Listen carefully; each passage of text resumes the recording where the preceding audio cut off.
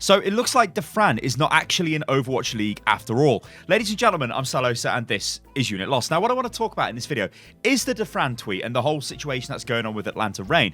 But also I want to talk about the stress and the mental fortitude that is required to actually operate within Overwatch League or possibly any kind of professional gaming setup. But I intimately know Overwatch League, so I know what goes on behind the scenes. I know the amount of work that's required by the players. However, let's take a look at this to begin with. This is the tweet from Dafran.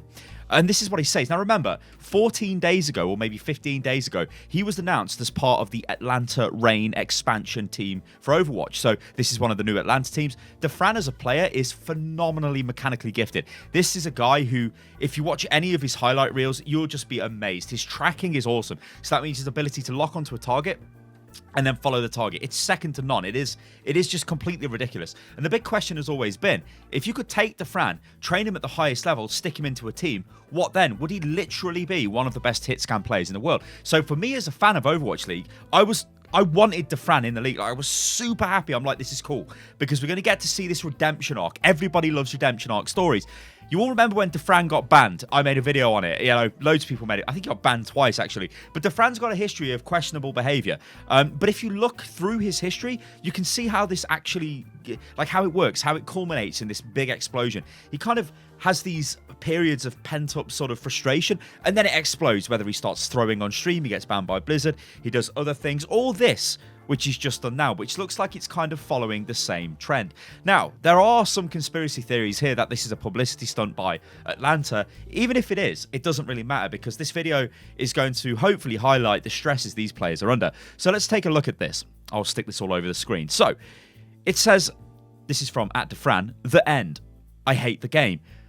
Thought I could love it again and have passion, but it's impossible. I always end up soft throwing. Contract ended. Overwatch uninstalled. McDonald's, here I come. For real though, thanks for everything you have given me, Overwatch community. Now, you guys can see this tweet is extremely popular. It's got a ton of retweets and likes on it. This is because it's major news. Now, let's just go for the conspiracy angle to begin with. Okay, Dafran's decided to leave, seemingly without telling his parent organization. He signed on with Atlanta, and then he just has decided to say, no, I don't want any of this. I'm not joining the league. That's a bit weird in a way, but how could this possibly benefit Atlanta? I don't think it really does, right? From like a PR perspective, okay, it gets me making videos like this talking about Dafran, I'm talking about Atlanta Regin. But is it really the kind of spotlight you want on your team where you've seemingly hired somebody who is unstable, haven't given them any support, and then they've exploded within 2 weeks, which is crazy, right? Literally the biggest turnaround in Overwatch League history from player to just not being signed, which is worrying. So I don't really see any kind of benefit for Atlanta to do this. So what I think has actually gone on is full-time streamers dedicate a lot of their day to being on. Now, what I mean by that is not being on the stream. When I look at my YouTube stuff, I've got the ability to sit down for 2 hours. If I want to record some gameplay of Overwatch, I'm playing in competitive. I might get 3, 4, 5 bad games in a row, but that's fine because then I can go and sit down, chill, work on other stuff, and come back to it. When you're streaming, you're on all the time, right? You're going through this meat grinder of Overwatch competitive, and we all know what this is like. In fact, I tweeted and said, you need a mental condition to stream Overwatch, and people were like, what the hell, is this a dig against XQC? No, what I was saying is, it takes a very specific type of attitude to deal with that level of frustration, because that's what the game gives you, because it's still got a ton of problems, which none of them were addressed at BlizzCon. But there is another video coming on that in the future, because I'm not really happy with what's happened at BlizzCon. Anyway, Dafran, I think he has not been given support, and I think he has literally crumbled and has decided to say, I'm not going to do any of this. Now, what I imagine has happened behind the scenes is Dafran would have got together with the team over, online. Obviously not. I don't think they're on location at the moment. Maybe they are, I'm not sure. But would have started to see the demands required of him. Maybe he was a little bit naive and didn't understand what is actually required of an Overwatch League player. You look at other notable players, they can't stream and play. XQC tried to do it, and we all know what happened to him. So there's all these other players that you can't do both, right? You have to dedicate yourself to becoming a professional player or dedicate yourself to the stream. Now, if you take a young adult who has a very popular stream, there is a lot of stress when you decide to go, or maybe your dream is to become a professional player, and you're like, okay, I take the contract, but then you start to realize, well, actually, my stream is doing really well, and I can't do that any longer because I've got a professional contract. And then you start to get worried. You start to get like, okay, what's the best thing to do? Maybe there's an element of that, but I don't think there is. I think what has honestly happened is Dafran has just got burnt out again on Overwatch, and it's unfortunate that this has come out just after he's been signed to Atlanta and all of that stuff. Yeah, there was things like he got a big donation from the Atlanta owner on stream, which was like the sign-on bonus and all this stuff. So people are like, maybe it's just a massive debate and he just wanted to keep the $5,000.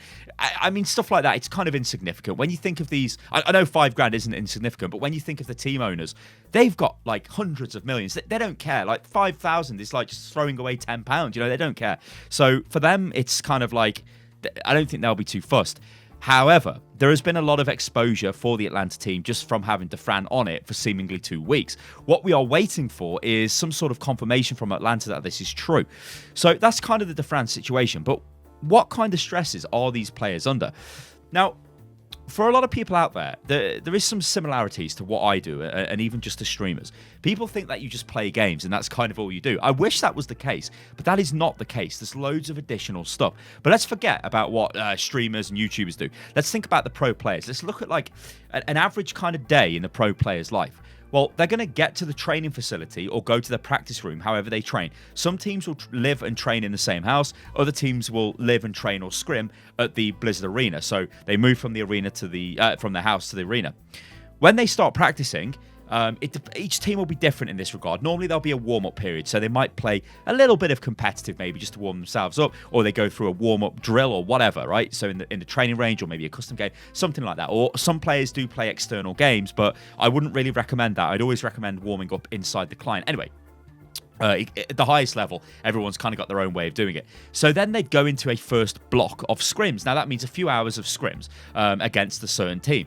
This would be any other Overwatch League team, or maybe a contenders team, or maybe the academy team of the Overwatch League team. So, just to use a wild example, maybe you get like Fusion play against Fusion Academy because they want to try a specific strategy they don't want to leak to other teams. Because normally what you do is you'd pick teams to scrim against that you're not playing against that week. However, sometimes you might want to try some stuff out and you don't actually want to leak the strats to say you're London and you're going to play Philly this week, but you're going to scrim against Boston. You might not want to show Boston what you're going to do to Philly because Boston might leak it to Philly, and all of this kind of stuff goes on, which is unfortunate, but it's just the nature of it.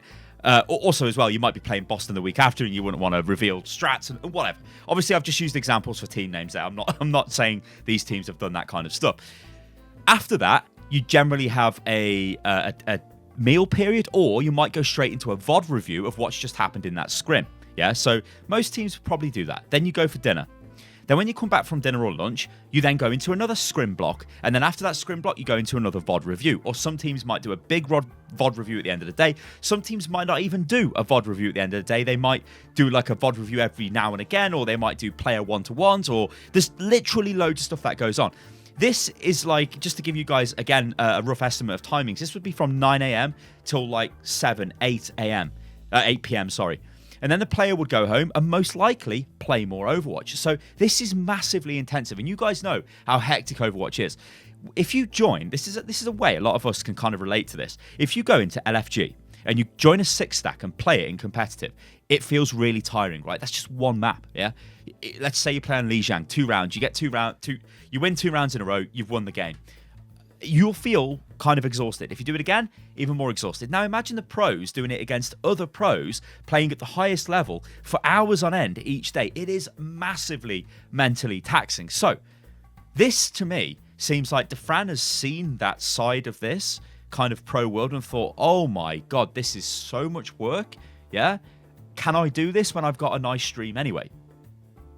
Or none of this could even matter to Dafran. He could just be like, I'm bored of the game, so I want to play something else, which is totally fine. People can change their mind. It doesn't mean, we signed a contract, he has to absolutely do what he said.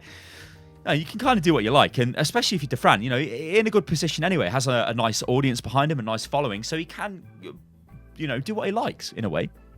So, yeah, and then not to mention the stress of performance. Now, there's been a lot of stuff recently with the USA team.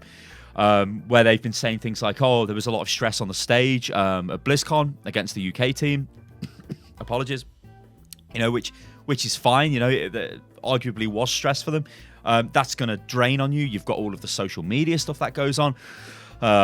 All that kind of stuff. It is difficult for young adults to deal with this. And like for me, I'm older, so like I can kind of deflect this kind of stuff when it comes my way, but for younger players, I think it is more difficult. I'm not saying that I'm a player, like obviously I'm not, but you get what I'm saying, right? When it comes to like social media kind of, if you do something, it gets a negative reaction. Like sometimes you'll do things and you'll think, hey, that's a good thing, but it might get a negative reaction. It's very difficult not to take that to heart if you're the content creator, because you kind of look at the content like an extension of yourself, which is weird. So I think just to wrap this video up, it is a shame if this is true. If Dafran is no longer playing Overwatch, it's a shame. If Dafran is not in Overwatch League, it's also a shame. I wanted to see him on that stage. I wanted to see him performing. I just wanted to see what would be possible with Dafran, because I think he is honestly one of the best mechanically gifted players there is in Overwatch, like full stop or period, depending on where you come from in the world, ladies and gentlemen. I also think that Dafran, the game, like if he's not going to play the game anymore, the game will suffer, because Dafran is a personality that everybody kind of likes. So I am sad that he is not going to play Overwatch if this is true.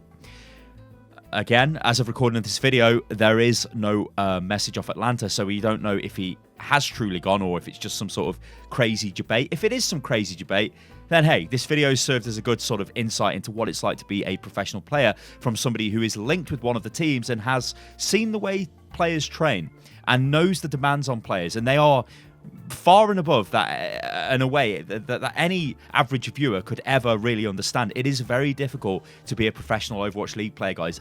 I cannot stress that enough. It is super difficult. You are dedicating your entire day to this job to become even kind of good, right? Because there are people that spend all day playing it and they're not good enough, and that's a shame. Anyway, ladies and gentlemen, I've been Stylosa, and this is Unit Lost. If you enjoyed the video, then like the video. Remember, you can follow me on Twitter, which is @UnitLostGaming, and I hope this video was enjoyable as well. In terms of other videos coming on the channel, we've got more stuff coming from the World Cup viewer. There are some special videos I'm going to work on with the UK team, breaking down our tactics that we used in the World Cup, because it kind of doesn't matter now. We can leak all the strats and go into super detail with the specific players like Cruz, Kib, Fusions, Mikey. Just name any player, we can take them, break down their role, and look at it from their point of view, and it'll be super, like, that'll be like ridiculously good content, and that's what the Overwatch League viewer is all about. But yeah, I'm gonna leave it at that, guys. I've been Stylosa, and this is Unit Lost. If you enjoyed the video, then like the video, and remember, you can follow me on Twitter, which is @UnitLostGaming, and I'll catch you on the next one. Toodaloo.